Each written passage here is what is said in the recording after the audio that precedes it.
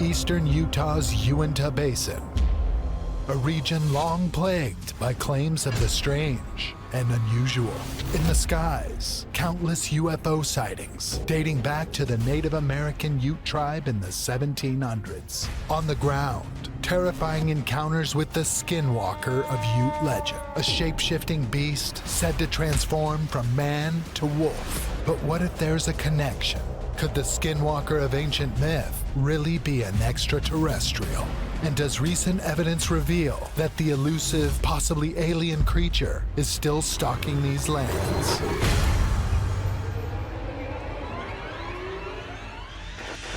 The Skinwalker Ranch is supposed to be like the direct path of the Skinwalker. Who owns this ranch? We know originally your previous owners had sold it to Bigelow.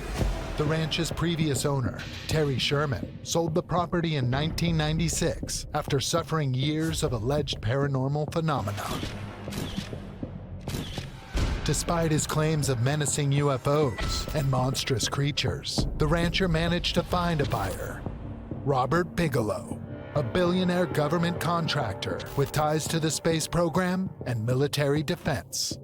As founder of the National Institute for Discovery Science, a paranormal think tank, Bigelow targeted Skinwalker Ranch as the ideal spot to further his research into the unknown. It's a concept that I think deserves thinking about. I guess Bigelow bought it for like $200,000. Not bad. But then he sold it for over $4.5 million. You know who bought it? It's a shell company within a shell company. They don't want to be in any way, shape, or form tied to the property, but they want to be able to do whatever they want there. About $22 million was budgeted by our government here at this property to study advanced aerial threat identification. That definitely upped the stakes. Now, we mentioned the $22 million budget. Of course, we're talking about the Pentagon now. If it's true that our government is pouring millions of dollars into Skinwalker research and investigations, what are they hoping to get out of it? What do they know that we don't know? Following its sale to this anonymous group in 2016, the secrecy and security of Skinwalker Ranch has continued to ramp up. But the mysteries surrounding the region aren't limited to the confines of Skinwalker's barbed wire fences. One of Ryan's colleagues, Dave Miller, is a ghost hunter, but his recent graveyard investigation may have scared up more than restless spirits. What happened out here in the cemetery? Right over there by those benches is where it all started. Ryan had just walked around the side of the car, and that's when all hell broke loose. I heard a growl, grunt, snarl, and I could see this huge presence coming at us. It's so dark out here at nighttime, it's completely black, so I could see the shape of it, and I could see Ryan's reaction, which empowered my reaction, which was to go backwards. It was completely coming at us. The cameras were going in and out while all this was going on. I drained like 3 batteries out just in a quick 10-minute session. So whatever it was draining energy? Took complete control over my camera. 3 batteries. I was in fear for my life. Yeah, it was crashing. It was. What did it look like? It was like a big shadow. Like a silhouette of something? Silhouette of something coming at us. How tall? I'll say 7 feet. Oh my gosh. It was big. Could you see through it? No. So it was solid? It was solid. You know what? I was running from a monster. I'm 48 years old, and I can honestly look you in your face and tell you that I believe in monsters. Later that night, something really crazy happened, and we were over by the ranch, the UFO ranch. We were driving, and Ryan noticed it. Light. And I'm driving, and I look over to the right, and there it was, this orb light sitting there hovering. And when it went, the front of it spun this way, and the back side of it spun that way, and it was gone. He looked right in my face, he goes, gone.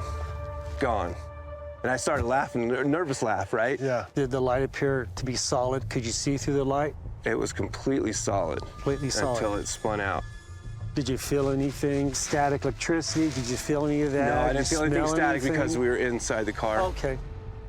We came here to learn about Dave's close encounter with a Skinwalker, and now I hear he's seen UFOs in the area too. It seems like if you experience one of these things near the Skinwalker Ranch, another one's not far behind. Can you show us where you saw this thing? Yeah, let's go check it out. Sure.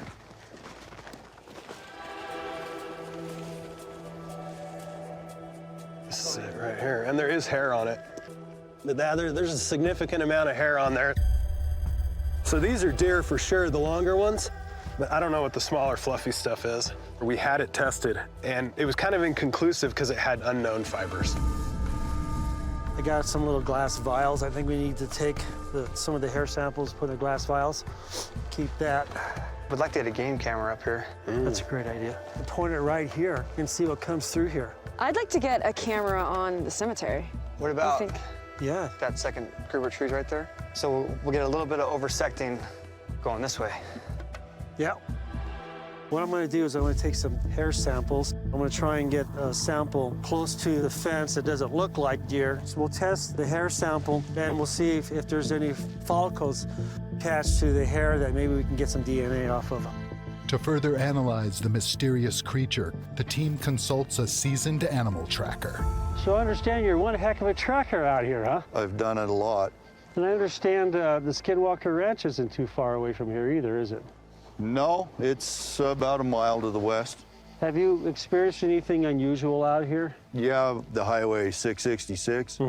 The police officers down there had said they'd seen skinwalkers running beside their patrol cars and stuff at night, and they go back during the day and Oh, there's no no footprints. trails. So what do you think? What do you think happened?